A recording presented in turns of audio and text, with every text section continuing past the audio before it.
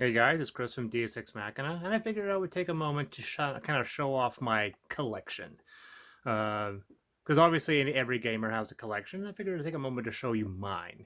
Now, it should be noted that, and this is the unfortunate thing, that I have about a shelf and a half of role-playing games. Now, that doesn't seem like much for a guy who's been a game designer for 15 years and a player for 32 years, but there were some issues. I lost about half of this collection, I would say about 25 years ago. And so a lot of my old stuff is gone. All my box sets are gone. So I had, the red box, the blue box, the black box, Dungeons and Dragons. They're all gone. Star Frontiers, the original box set of Star Frontiers, that's gone. Top Secret, um, a whole chunk of Star Wars, West End Star Wars. I had a huge collection. That's all gone. Variety of reasons, and sometimes it's just my own laziness and my own lack of appreciation of what I want to keep later in life. So this is what I have kind of left. And oddly enough, there's still a lot of stuff here that's actually quite old, right? I mean, obviously, we got some classic stuff here. Ghost Tower Inverness. I actually don't think I've played the vast majority of these titles. We never got around to it, but that's a classic one. This kind of stuff, I won't get rid of now. But this is pretty cool. Ghost Tower of Inverness. What else I have in here? Beyond the Crystal Cave, another classic. That's a UK one, so it's not a well-known one. What else I have here? Oh, In Search of the Unknown.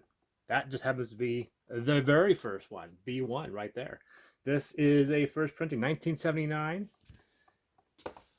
That's kind of nuts. Let's see here.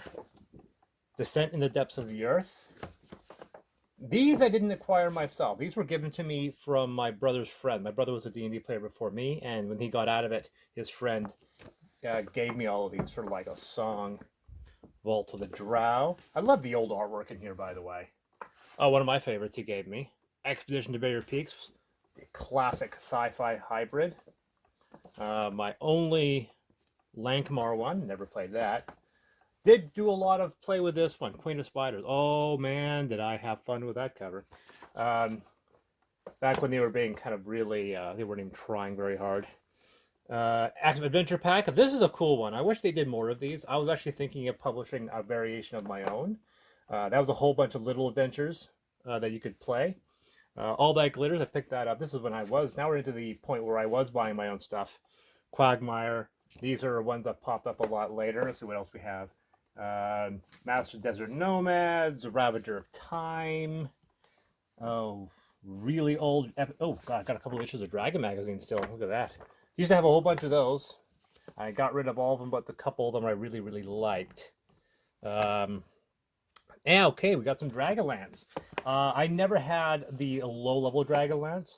So a friend of mine collected 1 through 5, another friend who collected 6 through 9 or so, and I collected 10 until the end. So I do have, and there is Dragons and Triumph, the final adventure. Never played those either. Another issue of Dragon. This is interesting. On Realms of Horror, this was actually a reprint of a couple of classic adventures, including Barrier Peaks, but I was quite annoyed because they didn't actually reprint them 100%. Like the Expedition to Barrier Peaks, they only printed about half of that, and they expected you to fill the rest up. Oh, Dragons of Flame is out of order. So those are the modules. A couple first printings. This is actually the first book I ever got. Monster Manual 2. Because I was primarily a dungeon master. The second book I ever got, Dungeoneer Survival Guide, still have it. Legends of Lore, I actually got these. I think I'm actually showing you these in the order I got them. Or it's possible I might have gotten Legends of Lore first.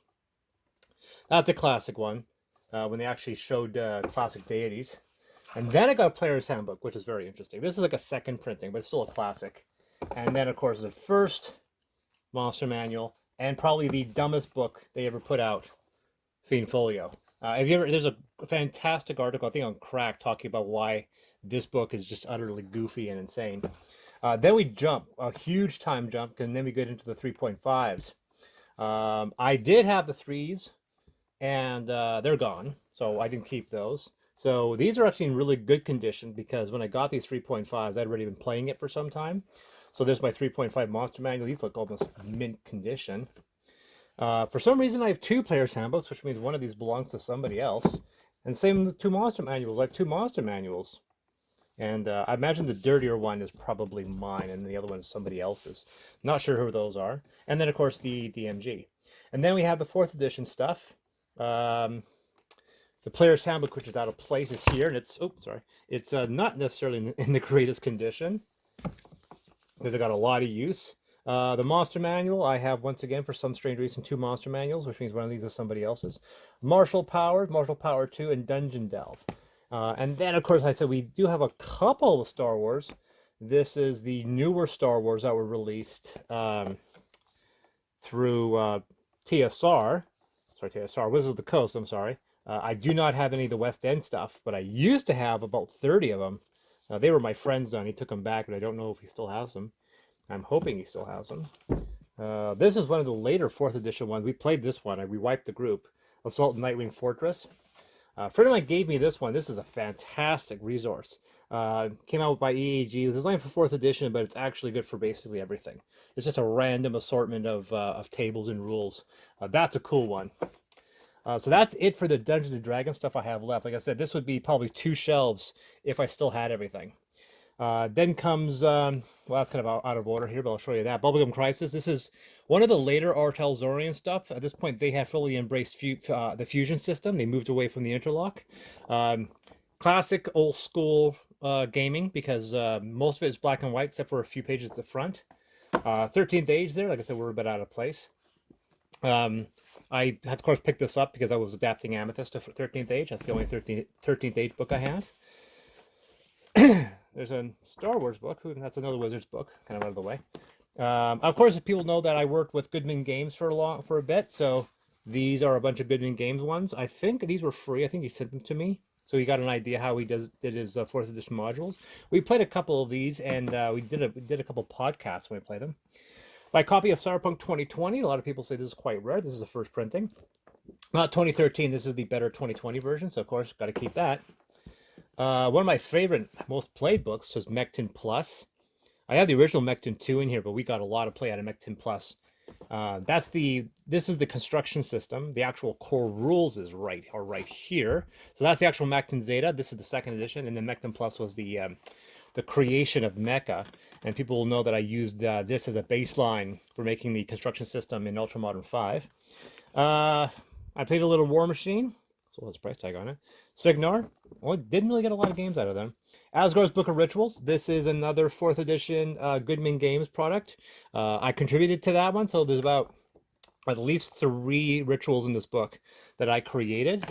So if you ever see that, you can find them. I always thought mine were kind of weird and clever and funny. There were a lot of them that were really quite stupid.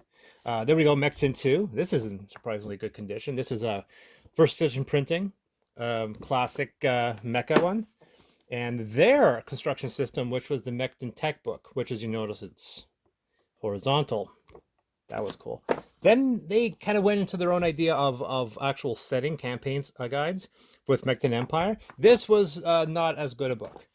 And then Europa Incident, which was for Mechton, but published by Ionis Publishing, who I think published Protocol Tradix. And that's kind of their setting. Oddly enough, this is not the first book. The Mechton Technical Screen, for some reason I have 2 of those. That's their GM screen. Now we're out of that. We're into GURPS Space. I ran a GURPS campaign back in the 90s. Somebody else had the core book, but I needed the space book. So that's the only GURPS book I've got. Down here, we're just going to go real quickly. And we'll see some, this big, gigantic thing. This is the Imperial Armor Volume 3. This is the Forge World book. So it's actually it's for Warhammer 40k, but it's done by Forge World. This is when they were putting out extremely expensive resin models. Quite a few of the models in this book became canonical. They became added into the main book. But if you wanted to play with some of the really stupid machines, you had to get this Goliath thing. I think it's probably really expensive nowadays. And of course, going into 40k, we've got the Tau book. We have the old Tau and the new Tau and Tyranids. 40k, these are old editions, by the way. I think they're up to I think this is 3 editions ago, and then War Machine Prime, and that's an old edition. And there's an example here. Here is the old edition. Oops, sorry. This is the old edition of Warhammer 40K. This is like 4 editions ago, and then this is the new version that came out later. That being said, this is still an old version. And of course, as you guys know, I designed an Aliens RPG for homebrew a long time ago, and to really use it properly, I had to refer to this, which was the incredibly crappy leading edge version that came out in the late 80s, I think. Let's see here. This kind of cool thing. This is a cool idea, but didn't work. This is Dungeons & Dragons Essentials. This was for 4th edition. This was an easier way of playing 4th edition rules. I thought it was pretty cool, but it didn't take, and it wasn't very popular. So yeah, it's kind of disappointing how few of my games actually survive to this day. Obviously, we see Pathfinders here as well. That's the only thing I have. I just have the core book. This is obviously not all of it, because there's actually another shelf I'll show you. And this is it, obviously. This is actually right near my desk. And it's not really vanity. I ended up getting a lot of extra copies of these. So there is, over here, this is the 4th edition Amethyst Compendium. This is the revised 4th edition. This is the one in full color. It's the biggest Amethyst book, it's by far, because it's massive. And this is the 4th edition follow-up Factions. I have a couple versions of Factions here. These are all a bunch of massive copies of Scene PG's local magazine I wrote for. This is the original softcover version. Look at that. This is the original softcover version of 3.5 Amethyst. They were published in 2008. This is Amethyst Apotheosis, which is the 13th Age version. I've got the Savage Worlds Player's Handbook, Amethyst Evolution, which was a 4th edition expansion. Not really a lot of those. And I got Apex. I got Amethyst Destiny, which is the Fate version. This is the hardcover version. There's only 20 of these that ever existed. This is the special printing of the hardcover. There's about 40 or 50 of the softcover, but actually I think there's only like 5 copies of this hardcover. So this is probably one of a kind, because I don't know where the other ones are. Amethyst Factions, I don't know, because unfortunately we don't have the rule systems on the side, so I don't know which one that one is. I have to pull it out. 13th Age. This is Ultramodern 4, the first one, where I was trying to prove that we could do 4th edition modern rules. And we have here, that's the Savage World book. This should be Amethyst Foundation. Oh, this is Renaissance. This is the first black and white Pathfinder book. And then this is 2.0, which is the enhanced color version. This is Amethyst Foundation. This is the book that Goodman Games, the only one that's going to have the Goodman Games label on it. It was for 4th edition. And then I put out Evolution to try to explain away and add some more stuff to Foundations. And then both of these books got compiled into the compendium.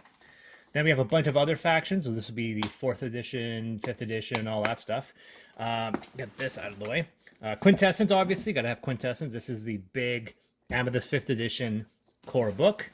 Then we have Ultramodern 5, which ended up being hugely successful.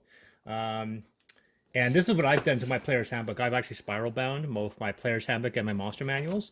Definitely a good idea, because then you can flip them over and just work like that. But I haven't done that to the DMG and Monster Manuals over here. I got my Neurospasta. I got 2 versions of Neurospasta. This is the 4th edition version, and that's the 5th edition version. And then I have Apex, and I do believe this is the 5th edition version of Apex. Yeah. So there you go. So that is the rest of my collection. And there you go. That is my role-playing game collection. Like I said, not nearly as big as it used to be.